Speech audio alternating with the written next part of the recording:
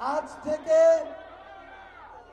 থেকে 9 মাস আগে আগস্টের ওই 3 তারিখে ঠিক এমন সূর্যাস্তের সময় শহীদ মিনারের ওই উন্মুক্ত প্রান্তে দাঁড়িয়ে আমরা বাংলাদেশের ছাত্র জনতা একসাথে ঐক্যবদ্ধভাবে হাত উঁচু করে রায় দিয়েছিলাম।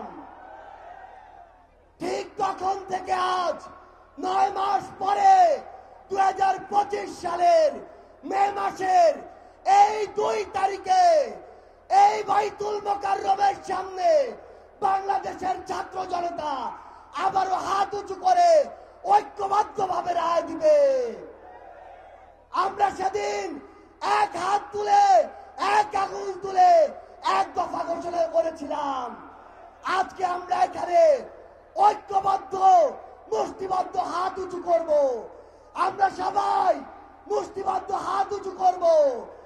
এই আওয়ামী লীগ পিলখানা হত্যাকাণ্ড ঘটিয়েছে কিনা, এই আওয়ামী লীগ শাপলা হত্যাকাণ্ড ঘটিয়েছে কিনা, এই আওয়ামী লীগ জুলাই গণহত্যা ঘটিয়েছে কিনা, এই আওয়ামী লীগ 1,500-এর অধিক ভাইকে শহীদ করেছে কিনা, তাহলে এই আওয়ামী লীগ খুনিদের দল কিনা?